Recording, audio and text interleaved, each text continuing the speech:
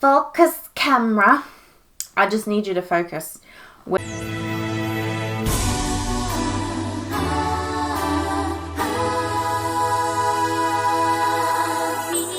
Hello there. Welcome to another video. Hi. Welcome to another video. Oh my god, my eyes are super itchy. Welcome back to my channel. My name is Lita, and last video I said it was a comeback and I will be making new videos again. So if you don't know who I am, you don't know a thing about me, what I'm doing on this channel, you can go watch the previous video because that will tell you. And I really have not had the time just recently to sit down and just, record anything. There's just never been a right time. There never is a right time. There isn't. So I'm currently recording this at about 8 o'clock at night, and then I have to go to bed in about 2 hours. So I know this video won't go up by tonight, which I really wanted to do, but yeah, now. Yes, I'm trying to get used to this new setup. Like, ooh. Like, I got the camera that my partner has lent me, one of his cameras, and just getting used to this nice quality. So about 3 or 4 weeks ago, my partner was over, and he has been really getting into anime since we started dating, and I wanted to introduce him to a different kind of anime film. Now I think he's seen, like, I'm trying to think off the top of my head, Howl's Moving Castle, but he's never really seen any anime film. We did watch a while ago, like, the Broly movie, Dragon Ball Super. He'd never seen that. He really loved that. And I wanted to pick a different kind of anime film. And also, like, my list of anime films that I never got to, finally got to one. So we ended up picking one, or like I picked, really. You know, the girlfriend always ends up picking the movie. I ended up picking Words Bubble Up Like Soda Pop, and which is on Netflix, and that came out last year. I think it was last year, but I remember it was delayed. I can remember because of COVID-19. Ooh, I'm not going to talk about that topic. And this film was produced by Flying Dog. This film was also to represent the 10th anniversary for the studio. And the director, which is also the director for Your Lie in April, which is Ishiguro Kiyohei. Yeah, I think that's, how you say his name. I don't know. On this channel, we butcher Japanese names, we do. The Flying Dog approached Ishiguro with the chance back in 2015 if he wanted to create his own first, like, real original feature film, and this is it. And it's, kind of weird to comprehend. It's like all the way back then is when this film was, like, first even, had come into the world, like the idea for a feature film. So I thought that was quite exciting. Words Bubble Up Like Soda Pop is about two teenagers named Smile and Cherry. Cherry is always wearing his headphones because he wants to block out the world, block out people, and he's always sitting there writing his Japanese haikus, which, if you don't know what that is a short form of poetry. Smile, which she goes by on her, like, socials, her real name is Hana. Smile is very, like, outgoing and loves being on her social media, does a lot of live streams. She's always wearing a mask to hide her, like, buck teeth, she is. And both of them have their own insecurities. They both end up meeting through a accidental phone swap. The two end up being at a mall event, and they run into each other. Cherry ends up picking Smile's phone, and then Smile ends up accidentally picking up Cherry's phone. So it was funny how they met, because Smile and her friends end up ringing him, like, because they're ringing Smile's phone. And it was just so funny, that scene of, like, that's like, hey, you're the dude that stole my phone, and there's Cherry with his friends, and there's Smile with her friends. And it was just such a funny, awkward first interaction. And how the two end up coming entwined together, because Cherry works at a elderly daycare center, or elderly care center, and, like, supporting the elderly. And there is a particular senior there Fujiyama, who runs a retro vinyl record store. He has been looking for this one record in particular that was done by his late wife. She was a singer, and it was called Yamazakura. And he's not been able to find it for years. He's always kind of holding it 24/7. And then that's when Cherry and Smile really get involved together and looking for this one record. The film ended up being, for me, a very wholesome but bittersweet film. Very bittersweet. Particularly how it ended. In particular, I was left feeling very bittersweet. I won't go into detail about the film.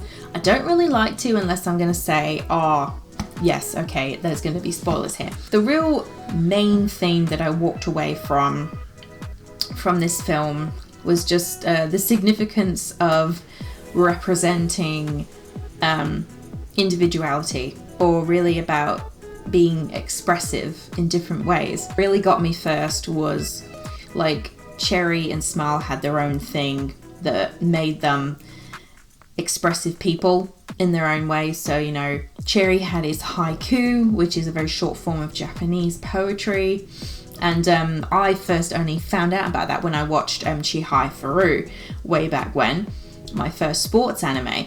And that's where you have the 100 poems, which are these, you know, ancient poems and surrounded on a game called Karata, a card game. It's a very short form way to express yourself. And Cherry uses that to express himself. It's funny, at the beginning of the film, his friends Beaver and another guy, which had a really ridiculous name. Beaver goes around spray canning like his all of Cherry's poems on different buildings and that, because, you know, Cherry is too shy to like just, you know, be expressive, read out loud his poems. And it's like, you know, it's kind of sweet, you know, Beaver is like doing that for him, but in a mischievous, troublesome sense. Then we have Smile, which is Hana. She is so adorable from the get-go.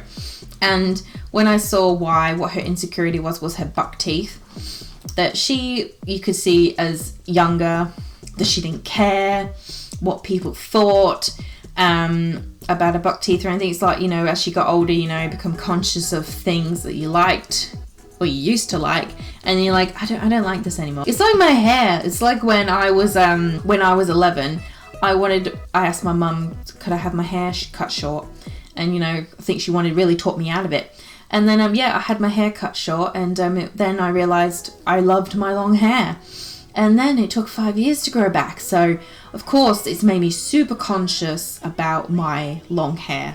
Like, you know, I only want 1 centimetre cut off one time I go to the salon. I might want a little bit more cut off, but yeah, it makes you super picky. So Smile decides to hide her buck teeth with a mask, and obviously people interpret it like she's got a cold, or, oh, is this a new trend? Of course, it's, you know, become a trend here in the world. Masks. Very much reminded of how I am on social media, because in real life I'm quite like an outgoing kind of person, but at the same time, you know, I can equally be as homebody shut in I can. She really reminded of me, how I perceive myself online and everything I do. And you know, it's nice that she had a great balance between those two sides of her. I loved the different ways that both of them expressed themselves. I really did. Obviously, in particular, one scene where Cherry just goes like all out the moment he like really finally speaks up, and he uses haiku to get like his message across to Smile, because, you know, this is romance slice of life, and the whole scene is just, it's gorgeous. Like when Cherry is talking, he is talking in a very slow but direct sense with his sentences. There's always a little pause in between, and it really just amplifies what he has been wanting to say to Hana or Smile this whole time. I love that scene. It's what made me really attached to this movie's theme for me, which was being about expressive. Of course, we had, you know, the romance side of things out, but I really don't think it was really about that. this movie is. Just the title itself, you know, words bubble up like soda pop. It's hard to be expressive, and that we have different ways of doing that. And obviously, you know, I have this channel, I have my blog, all the things I used to like talk about anime. If we didn't have these platforms, then it's like, what would we do? So yeah, I just thought in words bubble up like soda pop, expressiveness was such a significant theme, and it was just done so well, especially like involving the part with Mr. Fujiyama, who was looking for that record of his late wife, the one that she sang, and how much he just wanted to listen to it.